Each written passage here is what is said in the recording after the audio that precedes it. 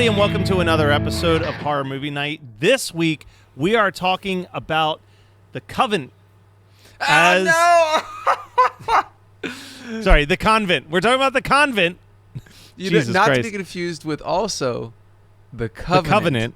Which, Yeah, I almost made a big mistake. A little oopsie. I did. I almost Oopsie did. And I was daisy. like, I think I remember them talking about this before I was on the That show. was Ashley No, V. Robinson, wasn't it? That was It Ashley was, V. Robinson. right. I stared at that word like, don't say covenant. It's coven. And I still... It's Convent. Convent. Jesus. So there are Convent. literally Jesus. four covered. different versions of the name of this movie now. We'll get So there. let's Scott, cut it. You Let's picked, go from Let's the top, clarify. y'all. No, it's Clarify. Scott, you picked this movie that I'm struggling with. The Convent from 2000. From 2000, and I mean, I want to hear why you picked it first, and then I've got so many thoughts. I had so much fun with this. Yes. And 80 Yes. minutes, baby. You Dude, couldn't yes. ask for So And the much anything thing more. is that it almost feels too long. And I didn't It does. It does. There's a moment where I was like, really? Yeah, you Really still got more feels story to good. tell? What are you doing? So I think that we can, here's we're going to break it into two things. The story of me finding this, because this has been on my list for a long time. I think that I actually have had this on my list since January. And Okay. I was like, okay, this is happening for my October pick. Let me ask you this question real quick, because I know that you like test run these movies before you pick them. Did you just watch the opening scene and go, oh yeah, we're going forward with this? Matt, Because it just is let the me most get Scott there. Roger opening I've ever seen in my entire life. You got to it before I could, but no. The thing is that just put the smile on my face. Sure. With Leslie Gore, It was confirmation. You Don't Own Me, while a Catholic schoolgirl just pumps lead into nuns and priests. And there's also like where the gunshots or the shotgun sounds are lined up with the percussion in You Don't Yep. Own Me. It's magic. It's truly the thing is that this movie can't go up from there, because no movie can go up from there. No, this is the best opening to any movie in cinema history. I mean, I don't Like, know why this movie Take a isn't- back seat, Charles Foster Kane saying Rosebud, because Exactly. I'm the glad that convent is here. Yeah. So the story of me finding this movie is literally that it came up on Shudder, and I was like, "This looks terrible," and it was like newly added. It is like, because I check like 2-3 times a week if there's something that I need to add to my list or watch immediately, and this was an immediate watch because I was like, the cover looks like garbage, because the cover does look like garbage. Like, let's just be honest here.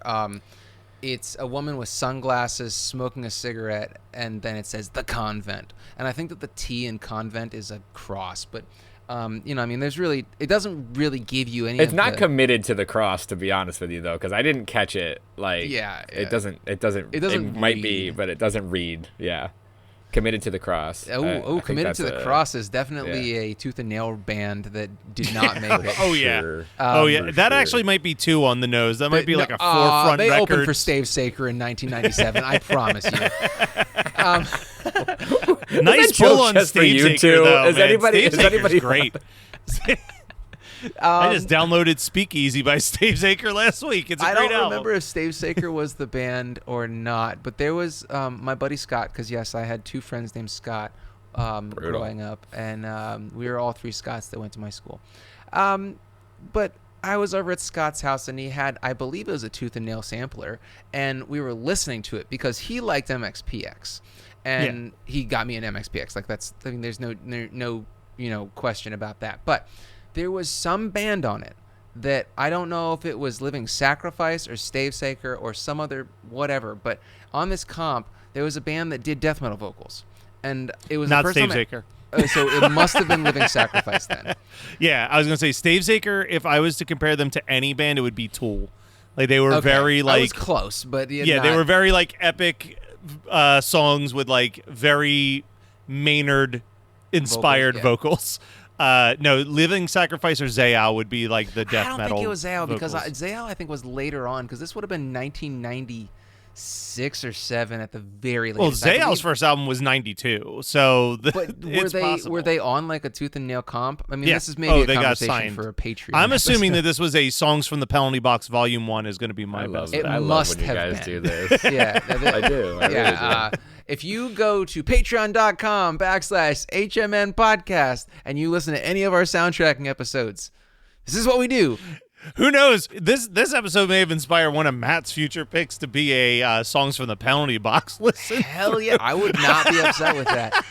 We can find that one that was the first song that I ever heard death metal vocals on. In any case, so I the fuck was I even talking about? I was talking about like this movie. You're talking about how the box art to this movie sucks. Yeah, the box art is terrible. Box art, and watched it immediately. And so I watched it immediately on Shudder, and 3 minutes in, I was set, and I watched it, and I was like, "This is so good, I can't finish it. I know that I'm going to pick this in October." So I shut it off around the 45-minute mark, and I was just so excited. I put it on the Trello.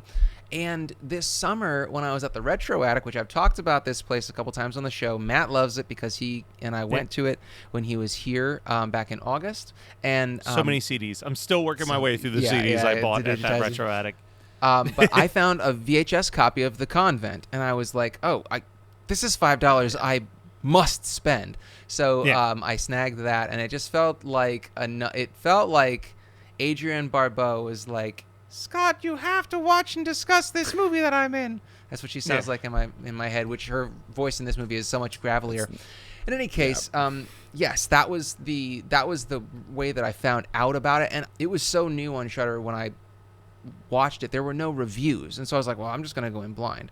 I have since learned reviews are worthless on Shudder, just like they're worthless everywhere else. But that was such a great blind watch, and I don't know how this movie doesn't have any sort of cult following. Like, this is one of the most underground movies. Well, that's what we're here to do, baby. Yeah, the HMN effect. This is going to get the Blu-ray treatment.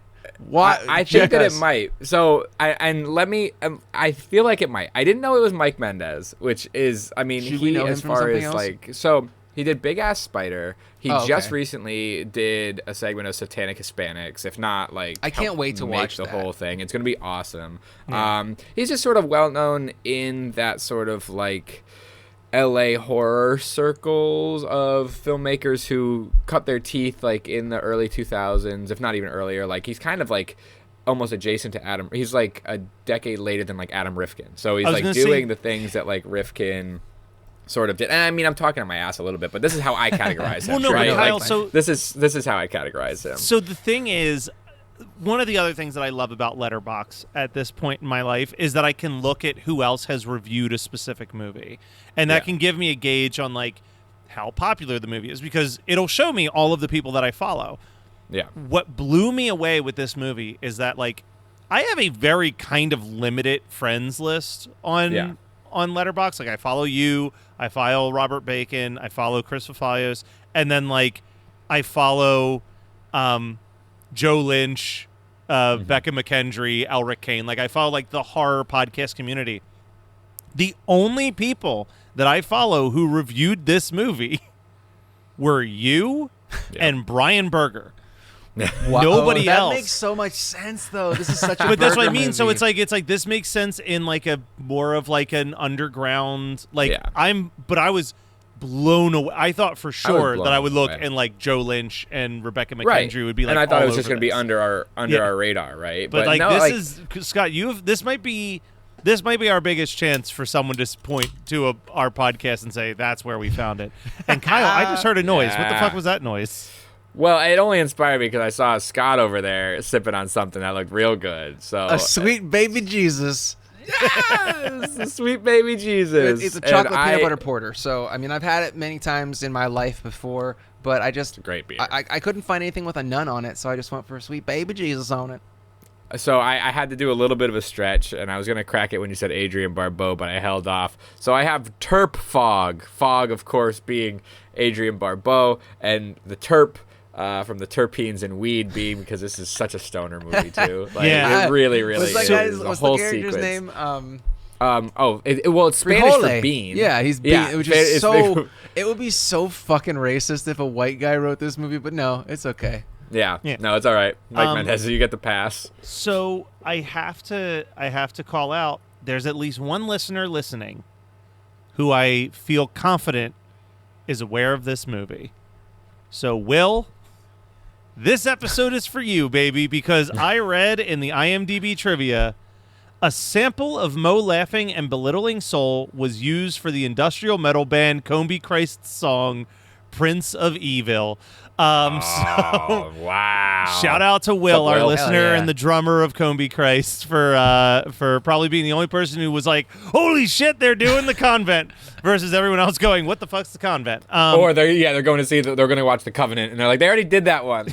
I mean, you will be much better served watching this movie than The Covenant. The Covenant is 1,000%. really bad, and you can laugh about it, but this movie is so silly that it actually is. It's aged quite well. I think. So Really it's, has. It's interesting because, how do I verbalize this? There are parts in this movie where it feels exactly like what it's being a throwback to. It feels like a film from the 80s. Mm-hmm. Then there are other things that scream it is 2000. Yeah. Like the CGI. There is some CGI in this that is rough, boy. Oh, but the CGI is in the last 5 minutes, man. Yeah, That's it. no, I mean, this is no complaint here, but I'm just saying the CGI, I was like, yep, that's some 2000 CGI if I've ever seen it.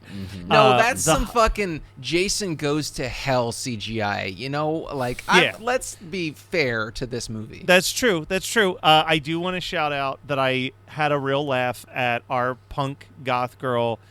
We always talk about when people write characters, but their reference point is minimalized, and I love that this goth punk friendship, the biggest deep cuts they could pull out were Joey Ramone, the Misfits, Marilyn Manson.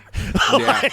Yeah. But the thing is that it Yeah. feels fun to me because they're not doing it for clout. They're doing it just to No. make a reference point for people that don't really have a reference point in 2000, because you got to keep in mind, like, this movie was being written in, let's say this movie was being written in 97, 98, whatever, how many years it took to, like, get made. But I feel like those were all solid because this would have been around the time when Famous Monsters came out, and so the Misfits were having, or I'm sorry, Misfits, because the got dropped when they got rid of Danzig. He took the with him. Yeah. I mean, like, he can have those 3 letters. It's fine. For the Danzig. Yeah. Could you imagine if he was The Danzig? mother. The mother. Yeah, you can't spell mother without the. Damn, that's good. That's good. So, you know, I want to say that those references were solid. You know, like, they were in the zeitgeist at the time. They weren't, like, pandering. They were just enough for normies, I guess. Well, it also Yeah. felt like it actually like was a reference that helped like drive the character. A lot of times those references are for the audience, like, you know what I mean? And like when she was like, I'm saving myself from Marilyn Manson, she even like was slightly like bashful. Like the way that she delivered she it was kind like, of, like- oh, that character believes that. Like they believe that But reference. she's that also they're not a making. It's virgin, just to, as we find out. right. Like, As we find she's not out. saving herself for shit. So there are some really funny lines in this movie, though. Like, the first, like, active laugh I got was... So, real quick, chances are you've never seen this movie. I think we can at least all three say we recommend watching it. It's 80 Big time. minutes. Like, watch it. It's on Shudder. fun. Go watch it. Come back. It's got everything. We'll wait for you. Okay, welcome back. So we... So, you know, the basic premise for those of you who still didn't watch it is that in the 60s, a girl stormed into a convent with a baseball bat, some kerosene, and a shotgun, and burned the building and shot and killed and beat all of the nuns and priests in there. And now it is a college tradition for kids to show up at the convent on Halloween night and like spray paint homecoming night, spray paint the bell tower or whatever. 2 former friends, one who is now in a sorority while the other one has continued the path of being like the gothy girl at the college, end up going with these frat boys, and the former goth girl's younger brother is also pledging with the frat. They show up. They get pulled over. The cops show up. They all leave except for Goth Girl. She gets kidnapped by Satanists. They kill her. She gets possessed by demons. You've seen this movie before. Yeah. We won't say it because it will be somebody's double feature. Yeah, we've discussed this movie before. And then as everybody dies, former Goth Girl goes and gets the woman from the 60s who shot up the place to come and stop everything from happening. And there's like a subplot about the Antichrist or whatever. So all of that to say, all of that to lead up to this moment where they first enter into the convent, and they have this adorable Boston Terrier. And yeah, I loved him. And Boozer? Boozer. Boozer, And the pledge / brother who blew my mind when I realized that that's the Shoes guy from YouTube playing the younger brother. Oh my What? God. Yeah. Are you for real? I'm dead Blood serious. Muffin? It's the guy who plays Yes. Shoes. So he has a And that could line where have he's only like, been I guess that would have been about 6 years difference. right at wouldn't the it? look. 2006 So there's was- two people known Not for that dressing crazy, in yeah. drag in this movie, because the other one, Dickie Boy, is played by the least memorable drag queen from RuPaul's Drag Race season 6, Kelly Mattel, who gets eliminated in episode 1. What? I love that Matt did this work for us. and Oh. we I just don't enjoy it. ever do the work because Yeah. I know Matt's gonna one do of it. you will. I Yeah, didn't but- even do the work. I don't know why. I just felt like Well, I you was going to picked the rest on movie. enjoyment of this film. Oh, But and it's- I felt comfortable in that. I unexpectedly thinking that there was much more besides like, oh, Coolio's in it. By the way, Oh, I've got a great story about Coolio too, but we'll get there in a second. Yeah. The line that killed me is the dog starts humping his leg, and he mentions it, and the guy goes, seems like you got to go take him for a walk, and he goes, that's not funny. He's like really strong. like, It's the tiniest little. like it's this tiny Boston Terrier. The other lines that for me made me laugh is when we first meet the Satanists, and Mo, the goth girl, is like, "You're not a Satanist. You work at fucking Dairy Queen." Yeah, I love that guy because Sal the Satanist is his name. Yeah. He's playing this character as a straight Monty Python character. Yeah, oh, they yeah. literally in the credits say Big time. that Saul and Dickie Boy are based on two characters from Kids in the Hall sketches. Oh, okay. Well, I mean, that, So it makes sense. It's yeah, same it kind vein of for is sure. Like third wave, Monty Python. Yeah, he's dressed like the fucking guy in Manos Hands of Fate. Like, Yeah. he's like got the whole everything there. And then the other line that I had to write down is when the one guy is stoned and the Jesus on the cross just looks up and says, "Hey, motherfucker, get me down from here." Yeah, that Friole like is way too much fun of a character. I love what he's like. I'll be busy shrooming, motherfuckers. It's like no one says these things in real life. one Also, says they that. just have dried regular mushrooms, and he's just like, nom, nom, nom. Yeah. You know, like it's Oh, fantastic. nothing. Well, and it's like- nothing it's one of seems the- realistic whatsoever. Even Mo's scaring Clarissa, and she's just like, Yeah. "Oh, the old chicken mask trick always works." It's like, what are And you then it fucking talking about? That's like truly one of the earlier lines too when they break from the flashback, and I was just like, "What the fuck am I in for? What if the old chicken mask trick?" I had to stop the movie and start it over so Carly could watch it. I was like, "We have to watch this together." You know, Hey, The old come chicken down mask here. you're welcome. Baby, you won't believe what just came out of TV. The old chicken mouse trick. They did the old chicken mouse trick. We've been talking about it for years. Oh, And I was man. just, I don't know, man. I was just shocked again to that point where it's like nobody does that, and it's like, well, nobody does that, but it's like it's a character that does things that nobody does. Like the character is so almost like. It's not a caricature in the way that is like a negative connotation of that word. It's like truly it's like, oh, somebody thinks that they're doing the cool thing and they're doing the thing that they think is cool, and it's insanely not. Like the way that he's talking is so out of control, all the way down to, again, like the goth girl being self-conscious about like some of the shit that she likes, even though she's trying to be like a strong whatever she is. I don't know, and I was like really, really impressed, and it did. And To it's your a point, really bridge good the movie. gap. I thought that Mo was super attractive as well. I was actually really bummed Mo died as quickly. Yeah, as I she wish did she would have been. because Well, it seems like she should have. I been was the more Survivor invested in girl. her than Clarissa. That was my problem. But Clarissa was Yeah. the one that they styled exactly like an homage to I Know What You Did Last Summer. And so I should have known that she would be the default Survivor girl, but it's coded in such a way where you think that the goth girl is gonna live. She's Yeah. more of the good girl. Yeah. Yeah, I loved so her, and her lip shade was just so good. So I loved it. So the police officers show up, and it's fucking cameos from Coolio and Bill Moseley, which is just like That is so insane. weird. How did they get that? I have no clue, but this is my favorite trivia I've ever pulled from IMDb, which is that Joanne Canton, who played Clarissa, met Coolio when he randomly walked into her trailer to ask if she had a better TV in her trailer than he did because he was looking for a good place to plug in his PlayStation, which is like the most charming story. I love R.I.P. obviously to Coolio. Yeah, I love this version of Coolio that's just he just wants to play some games until he's called on to set, man. Like he's not here. And he only had 2 scenes, so he was probably bored as shit. Yeah. I adore that.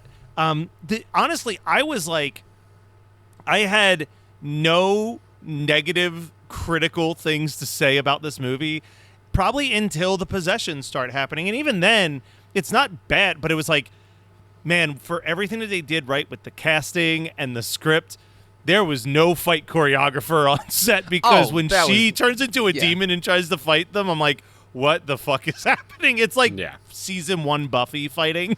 Oh, but that charmed me. You know, like that's No, Buffy. Yeah. Charmed. Buffy. Yeah, it was bad. You're an angel for taking that on, buddy. I'm sorry. The lean back afterwards is really the best part.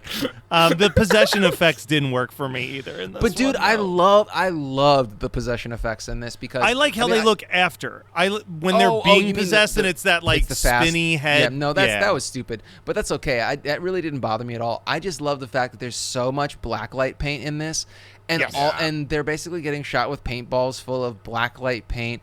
It's just so fun. It just is so silly. There's no actual blood in this movie. You know, it's just So here's a kind or of there's a little bit of blood, but it's basically all just But it's like yeah, it's all in a shower. the blood shower's wait, so no, there's sick. there's a few of the beheadings, right? But that's not blood. That's So- that's Oh, demon no. blood, and so it's literally like It's- glow in the So dark. there's a reason why it's not blood. Apparently, the MPAA gave them an NC-17 on this movie for the violence. So they color corrected some of the blood so that it wasn't red. They're like, well, they're demons, so they have a different color blood now. And that's like how they got around it. And they got away with only having to cut about 18 seconds of film to get it Hell dropped yeah. to an R. We'll get that 18 seconds back when this one comes out on a Blue. Blu-ray. Yeah, we're All right, the Scream ones that are Factory. going to push for that. It's definitely. I feel Scream Factory. Yeah. But this is like, I don't know. I would say Vinegar Syndrome on this one. No, but, no, it's but not. this- It's not sexual at all. So Or it's not Severin? gonna be vinegar. Let's see Severin do this one. but I don't anyway, know, it's a toss up. I love because I don't know. I just think of when I think of Scream Factory, like they just announced that they're releasing the entire Ring series and like Stephen King's Dead Zone on Blu-ray. Like I think of them they're way more in the pocket of like the bigger studios. But and they not were in, like, a 5 years negative way. ago. Yeah. No, you're right. When those logos came up at the start of this movie, I was like, I don't know any of Yeah, these. I was gonna say Like, I don't I've think they never have the seen- contact to get into the people. I was fair. like, this is just a mountain. This is in Paramount. This is just they just found another That's the mountain. thing. Like that's Scream Factory is tied in with like Paramount and Warner Brothers true. and them, and they'll literally just be like, "These are the movies we want," and they have to get into literally like a bidding war against the studio on the value of I'm that. actually surprised that this isn't. So who That did this isn't out. who did Tammy? That was Vinegar Syndrome. Vinegar Syndrome. Oh, Vinegar Syndrome Yeah. did Tammy. Okay, well then maybe Yeah. it would be Vinegar Syndrome. That's what I mean. I But- feel like this is a Vinegar Syndrome, not like the sexy Vinegar Syndrome, but like the No, sleazy but like Vinegar Syndrome. they always they do a handful and they do. I feel like every month when they announce their titles, they have a schlocky one, and a international one, a more erotic one, and like they kind of like they have a nice play mix, around but they with this. still They have a do. specific style. They do. They do. It'd be cool to see this. Well, actually, I don't know if it'd be cool to see it like better. No, this is how it should looks be pretty seen. damn good. I just want the looks- 18 seconds they cut. But I love to go Yeah. back to the Tammy and T-Rex of it all. Like, there are these moments, specifically the first dude who gets smashed with the bat, and you can like see the fake head. I was like, this is so good. Like, this is like just on that trauma level where it's like you're holding just a second too long for you to like clock how fake the head is. But they spent time and whatever was in their pocket change they spent it on that head, so they needed to for show sure. it every. Oh, well, and I that's the wrote thing. I down think that literally they- with this much head trauma, I'm wondering if Scott just made this movie. Because this was checking every Scott Roger I would have box. been 18 years old. Come on. It's got a period piece element to it. Mm-hmm. It's got head trauma. It's blasphemous. Like, this is all of This the is boxes the least for blasphemous movie that I have ever picked for this show. Let us on be clear here. paper, On it's paper- very blasphemous. On paper, it's very blasphemous. Also, I'm going to say it. I kind of love this weird fucking cover of Dreamweaver that we get in the one scene, and I don't know if it's because I liked it or if it was just a break from like the nondescript technical techno-industrial music that was playing. I throughout, think it's but- a little bit of column A, a little bit of column B, because I also Yeah. enjoyed it. Yeah. They It were just like, we felt don't like it have enough bridged the money gap. to have Marilyn Manson's Sweet Dreams in this. Yeah. Can Let's we hire just- our friend to cover Dreamweaver real fast? Yes. Yeah. Well, and then they did some weird Silver Bells thing at the end that I only wrote down Silver Bells, and I can't quite remember exactly what it was, but it was this like resolution version of Silver Bells, and I was just like, what is happening in this movie? They did to bridge the gap between like the filmmaking, the independent filmmaking of like Trauma in like the late 80s and like early 90s, but then also trying to take it a step further and be like, these are the tools that I know, but I want to make something different or like trying to be, and I actually straight up, I watched this movie and there's a scene where somebody's using a flashlight, like it's just one shot and they're pointing the flashlight towards the camera into, whatever they're going to travel into. But then you see the flashlight dancing behind them as they scan the room. And I figured out that I was like, oh, that's what I assume is some sort of mirror underneath the camera. They're flashing the light. It's bouncing. And then I was on set this weekend, and we were in a space that needed to be lit more by a flashlight from a character. And I was like, guys, I just watched this movie. Oh, that's and awesome. I was like, I have an idea. I was like, they didn't matter. I wasn't the DP and I wasn't really involved in that, but I was like, I did throw my hat in the ring and I was like, guys, if we need to bounce anything, we just get a couple of mirrors and we just like put them in the corners and we get extra light where Did you I tell can't them that believe it came from the I cult did. classic, I The did. Convent? I did. So Soon let me to be clarify on a I couple told them Blu-ray. it came from the Convent, year 2000, and I think maybe they should have fired me then and there, but they didn't. So Yeah. which was So helpful. They just needed to get so the shoot done. This Right, they Dreamweaver did. cover is performed by the most 2000s industrial band name I've read in a while, the Dead Girls Corporation. Hell but yeah. to answer your why did I write Silver Bells down, Kyle? It's listed you. on here. Silver Bells, as performed by actor David Gunn when trying to hastily improvise a satanic chant in the movie. Oh, that's right. When he's our vampire guy is trying Sal to the do the Satanist. satanic chant, and he starts humming, saying Latin words in the tune of Silver Bells. Thank you for the reminder. It was very funny.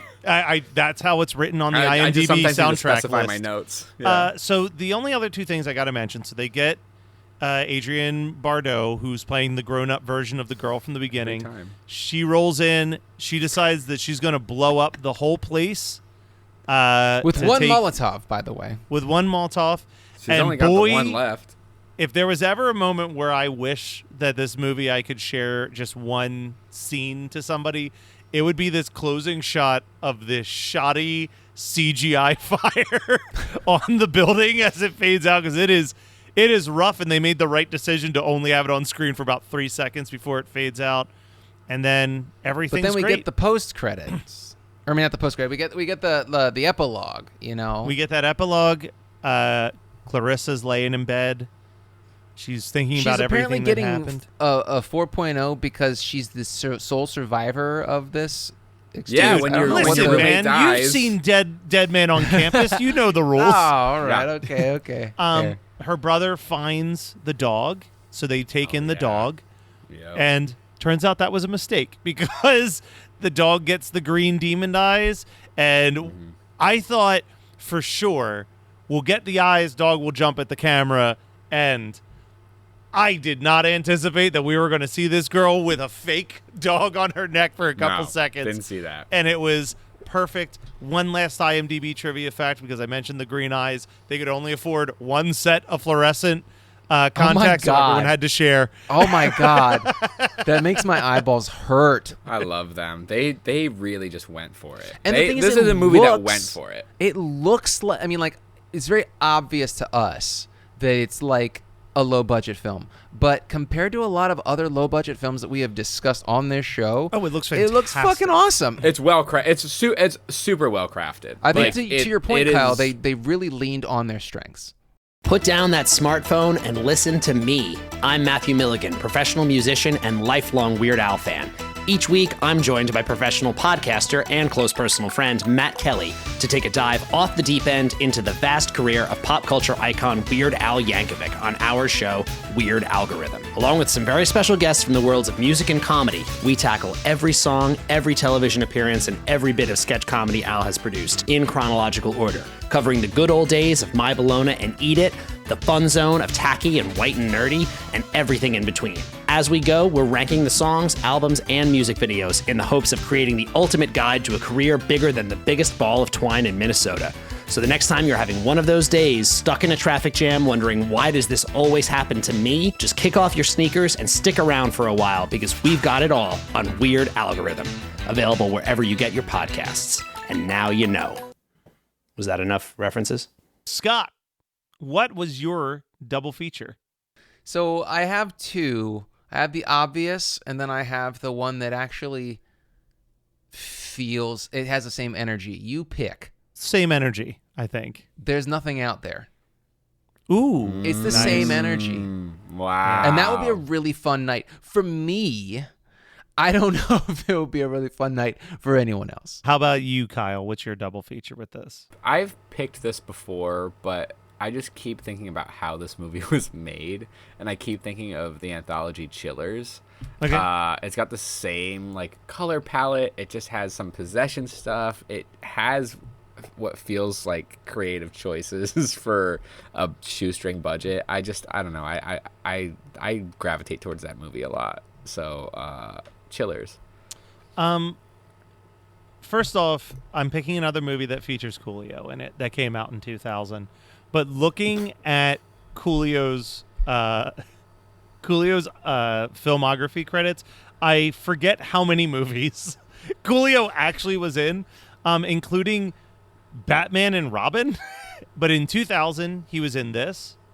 He was in Leprechaun in the Hood as himself. He played himself in Get Over It.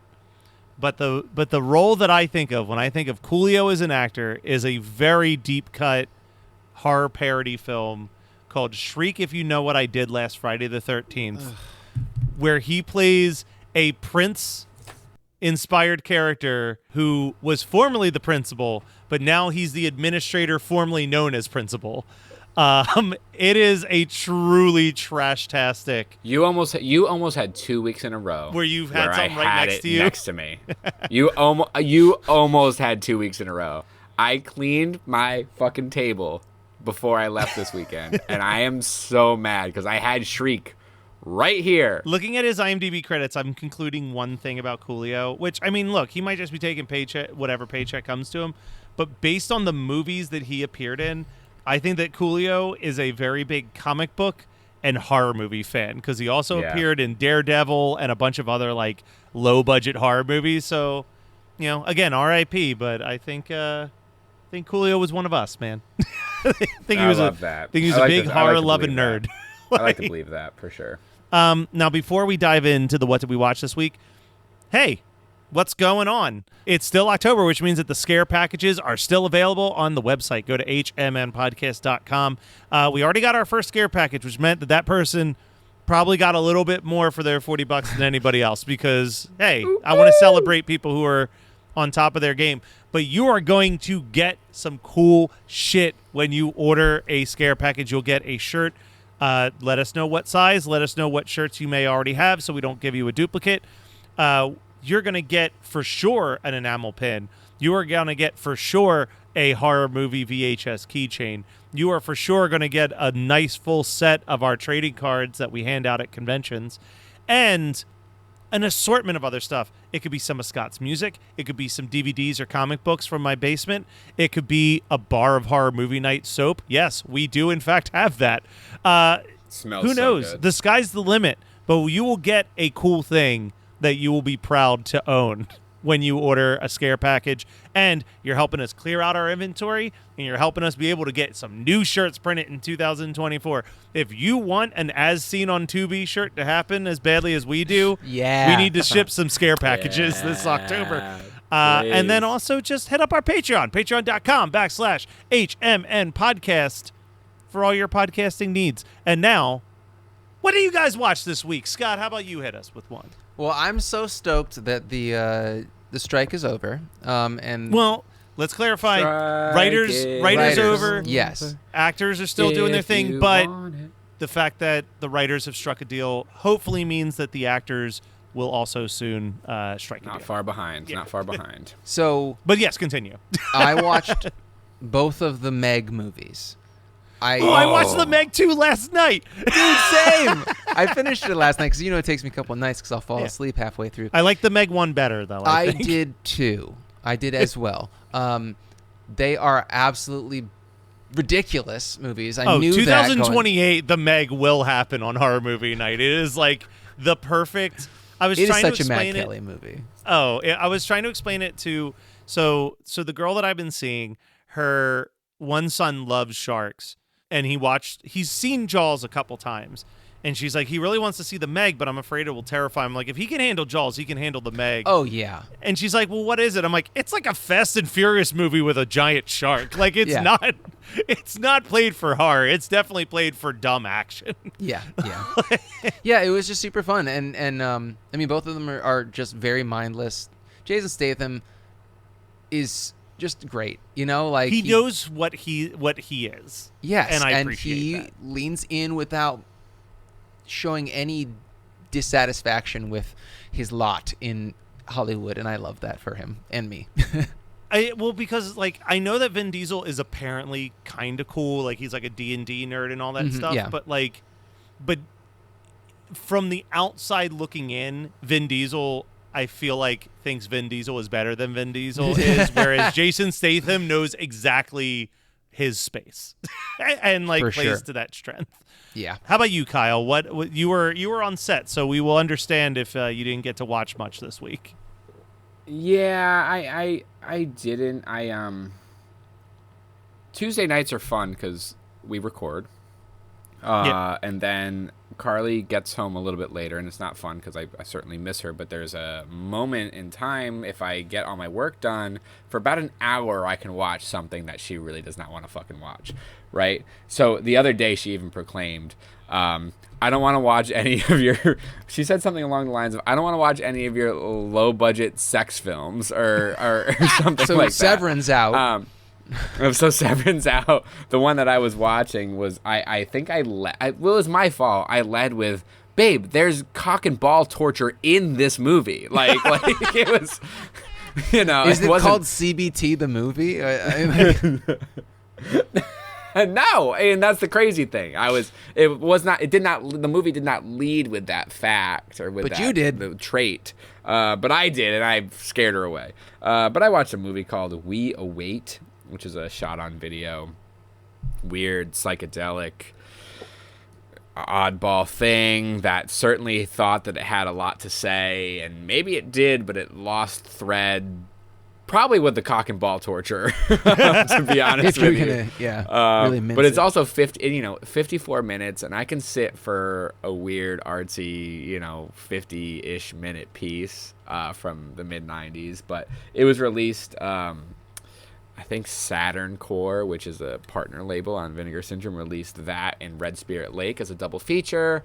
I'm saying things that I don't even know what they mean, but I'm just for somebody who might. But it was just, things like that. I like to just sort of like sit and put on and just experience, right? It's like going to an art gallery sometimes. It's like going to a blind screening. It's like just sort of submitting yourself to just watch whatever it is. I don't even remember why I bought it, but I did. So I watched that. But more than anything, as we were talking, I got a text from friend of the show, my friend Evan Fonseca, and he came over yesterday, and we watched part of the Out There WNUF Sequel. Yeah, the sequel. Halloween mega Excuse tape. me. Yeah. Mega tape.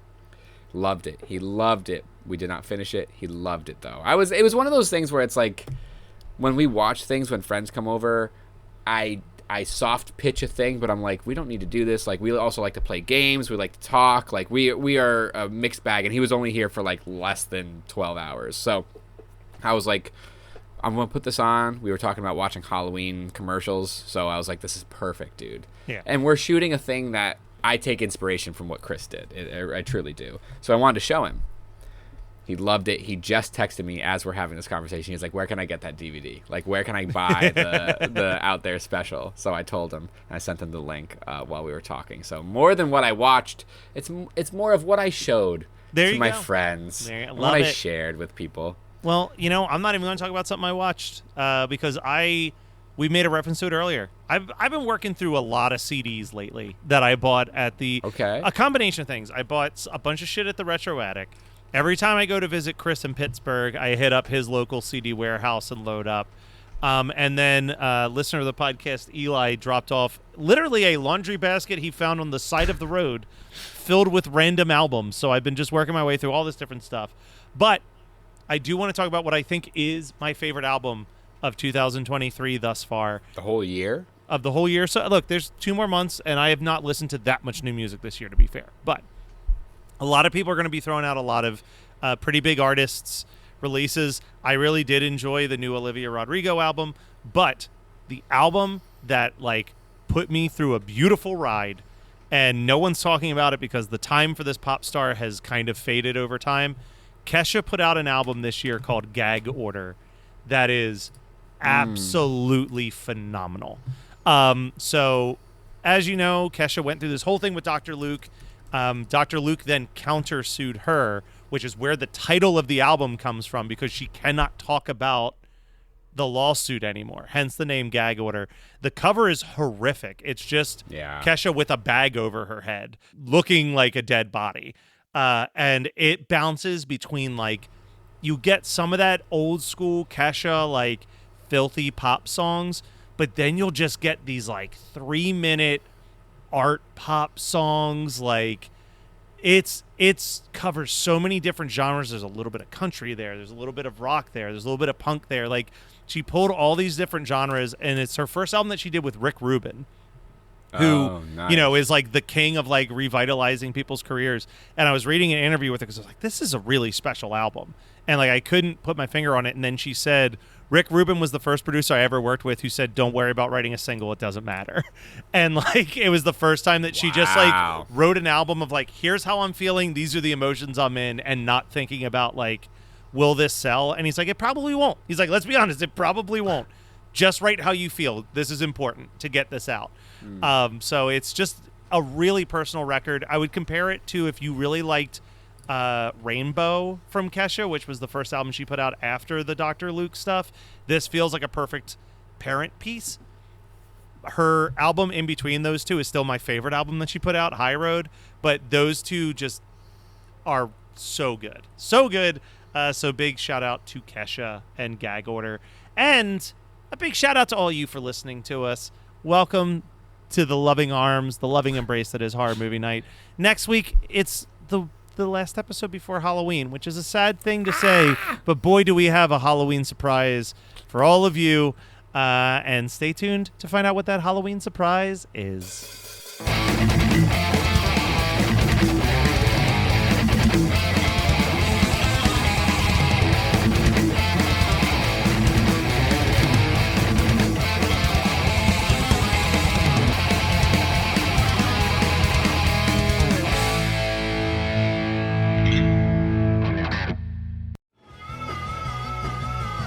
You're listening to the Geekscape Network.